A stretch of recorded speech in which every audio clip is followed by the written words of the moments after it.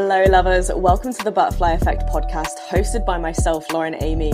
This is for those who are ready to take up space, who are living a soft life loudly and are ready to savor the sweetness in each moment. Here we're going to embrace transformation, the beauty of the in-between and the magic of becoming. So pull up a seat and listen in because life is delicious and it's about goddamn time we eat it up.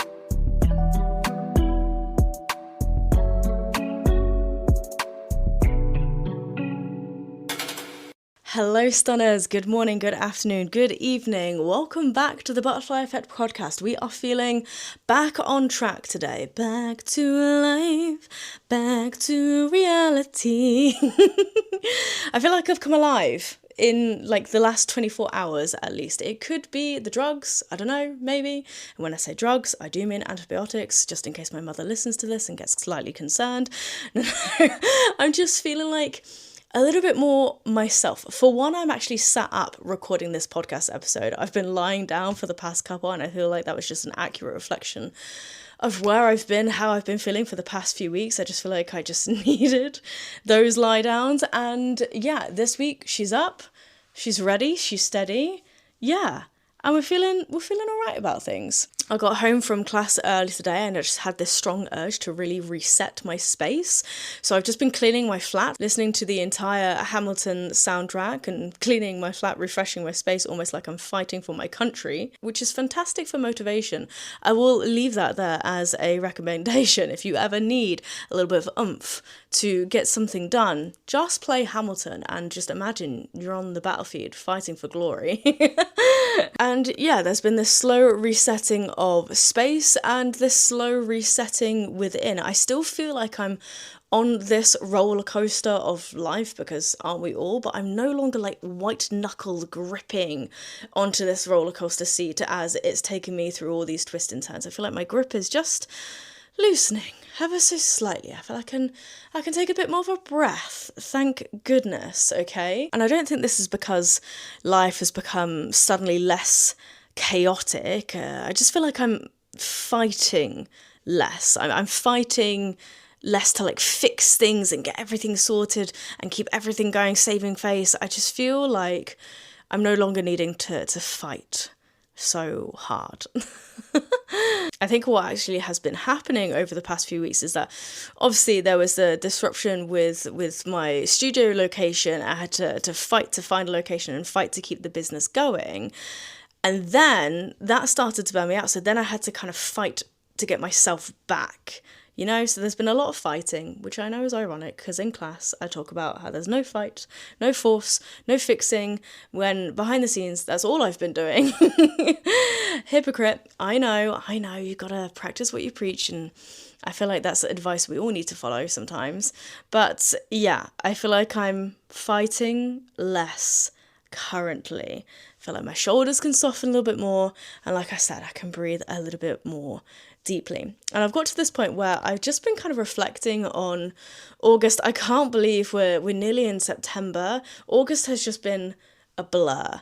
And I mentioned last week how I just really didn't expect my summer to play out how it has. Like this past month in particular, I feel like in losing the studio, I then lost a month of my life, lost a month of my summer, which I know sounds dramatic. I'm a theatre kid.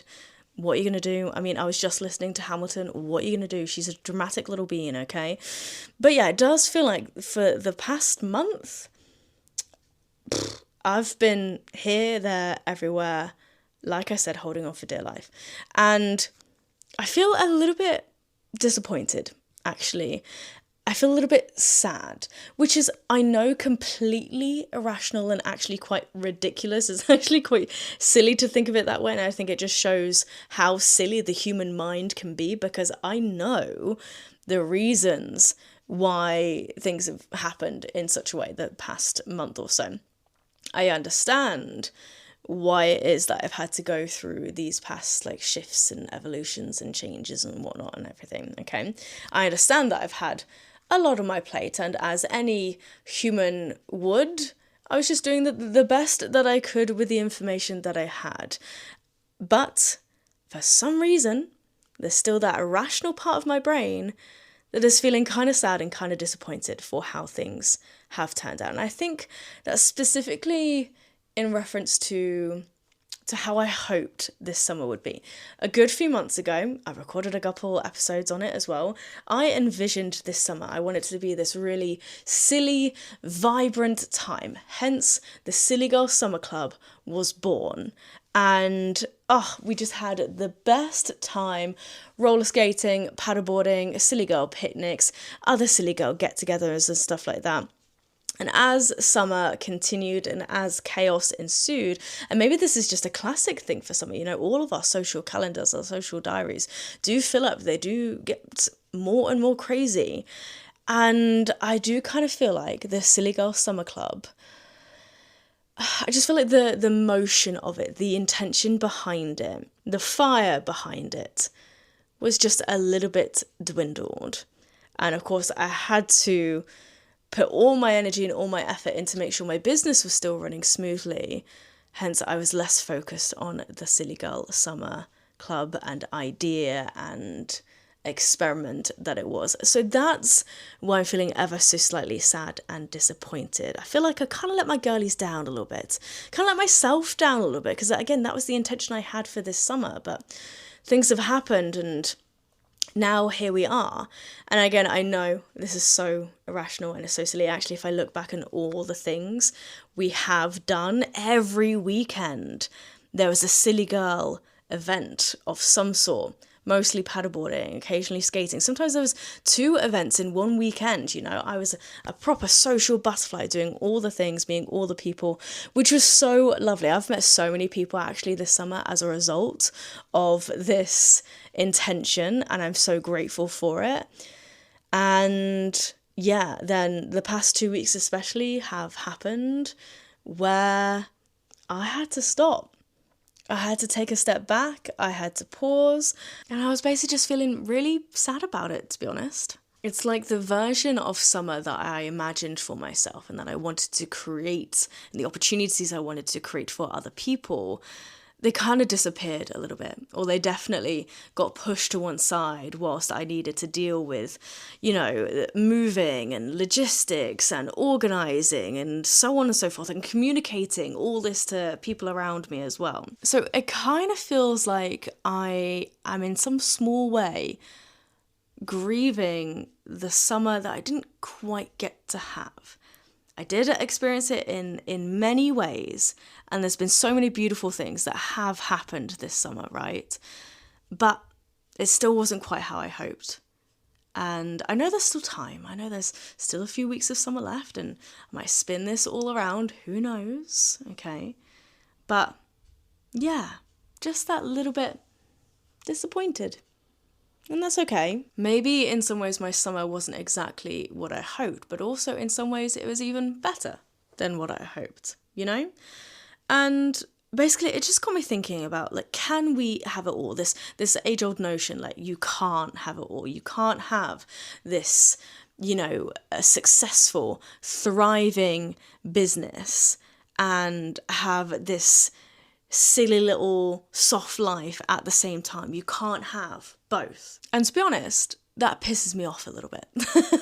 That angers me a little bit because I want to prove that theory wrong. And I think August, the past month or so, has tried to prove me wrong. It's like, no, Lauren, you can't have it all. You can't have the successful, thriving business and silly girl summer at the same time. When I first took this podcast over from when it was Danny and I, when I first took it on as a solo project, I nearly changed the name. I was going to call it Living a Soft Life Loudly, because that's exactly what I wanted to celebrate. That's exactly what I wanted to promote. In fact, I think it's still in the intro for each episode, Living That Soft Life Loudly. I wanted us to embrace the softness and rebel against the urgency, the rush. I wanted it to be like this antidote to hustle culture, which promotes this image of busyness and packed diaries of meetings, optimizing everything, the 5 a.m. workouts, the full calendars,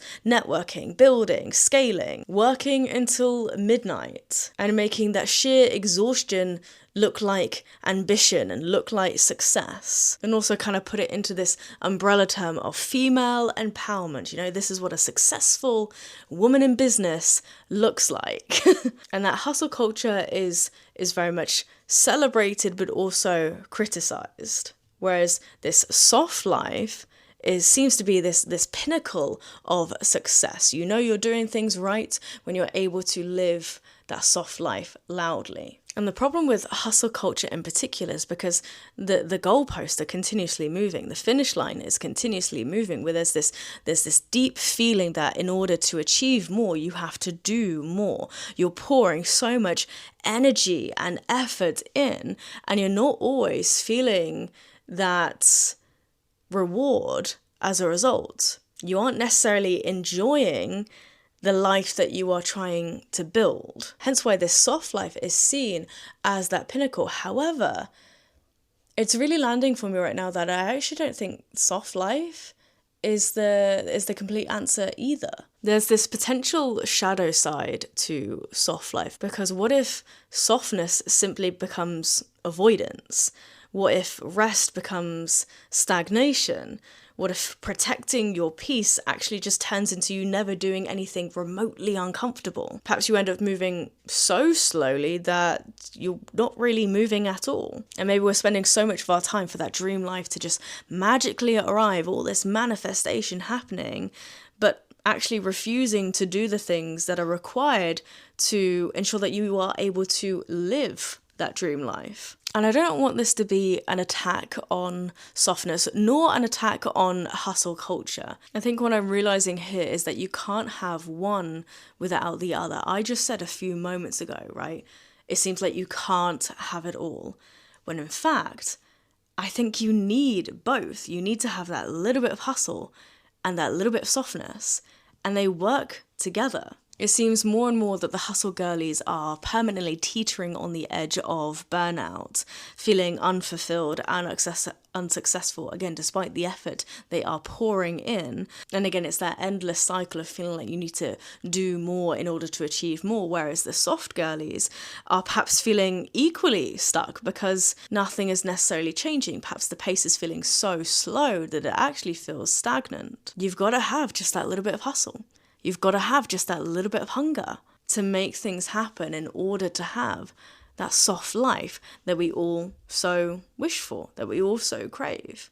The soft life doesn't just happen without a little bit of hustle. And I don't feel as though you have to choose between hustle and softness. I don't feel as though you have to necessarily really define your time as when this is your hustle season and then this is your silly girl summer season. I feel like it's a rhythm, you know? It's a rhythm that you tune into. It's this intuition that you can connect to, where you can sense, okay, yes, this is a season to push. This is a season to pause. And one thing I love about Grace Beverley's podcast, Working Hard, is that she will always ask her guests, are you working hard or are you hardly working? And the answer is always different. You will get some people that answer, oh yeah, I feel like I'm really working hard at the moment. I'm working towards something. And then you'll get others that, you know what, I feel like I'm hardly working right now. And neither one is defined as better or as worse. Sometimes they're just in different seasons. But anyway, this has really sent me down a tangent this afternoon of just, okay, how can we welcome in both? How can we have that little bit of hunger, that little bit of hustle, but also this softness around it too?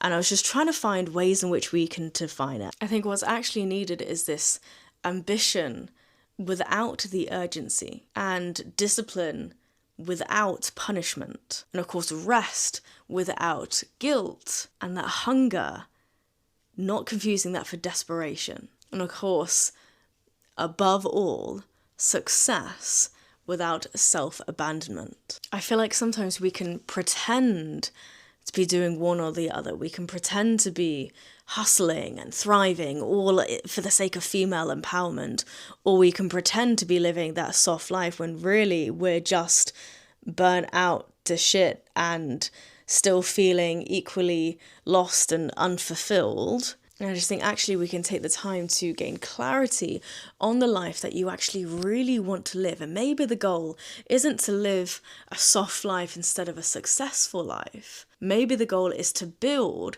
that successful life that feels soft to live on the inside. And the way in which I'm trying to spin this around and reframe this for myself so I can look back positively on this summer, and I'm sure I will do in a few weeks, or again as we roll into autumn when we fully say goodbye to this season. I'm trying to see it as not the month that I lost, but the month I rebuilt something. The month I proved that I could adapt. The month that I created a new home for my business and maybe set new things in motion for my business. The month in which I navigated real uncertainty and kept showing up regardless. Perhaps this is the month where I realized that I can survive change no matter how freaking terrified I am about it. And actually, I think this is the month I've really realized that I really care about what it is that I'm building and what it is that I'm creating. I knew that before, but I really feel that now. So whilst this summer in places feels like I lost the original intention, perhaps it's just different to what I expected it to be, but different doesn't always mean worse. It just means that. Different. So that's what I'm thinking as we take things forwards, as we bring August to a close and we move it into September. And of course, September always brings that new school year feeling, that refresh, that renewal. And I know I said at the beginning of this that we're getting back on track, but actually, maybe there is no track. Because if I'm getting back on track to how things were before, that just means that cycle will repeat itself. And I guess also getting back on track, that phrase, it kind of implies that there's only one correct track you can take. There's only one correct pathway you can take, when in reality, you can change direction. You can slow down, you can speed up, you can pause. There's just different seasons for different things. Fuck it, you can lose the plot for a little bit, right? You can survive that plot twist. Maybe this is the real revival we've been talking about, because you know you are a person that can survive, thrive even as things get a little messy. So whilst there's this little temptation in the back of my head to kind of use September to kind of gather the things that I felt like I've lost and try and put all these things into action again, I don't want September to feel like I'm catching up. I want September to again feel like that refresh, that renewal, that new start, and just continue to move forwards now. Continuing to creating opportunities, creating experiences for myself and for others. Continuing to work hard on the things that I care so deeply about. I do want to build my business. I do want to be ambitious and make things happen, but also I want to have a slow morning too. I want to laugh. I want to be silly. I want to have fun as I do it. I want to live my actual life right here, right now, whilst I'm taking those steps to build my future. So perhaps it isn't actually about having it all and doing it all. Maybe it's about building that life where ambition and softness can coexist together. So yeah, I'm going to wrap that one up there, honeys. I hope that was what you kind of needed to hear today, especially if you have also had a summer of mayhem, a summer of chaos, a summer of silliness. Let's softly step into this new season, honouring what was, what has happened, and yeah, just continue to move forwards into what is now. All right. I love you, honeys. Go thrive, and I shall see you in the next one. Mwah!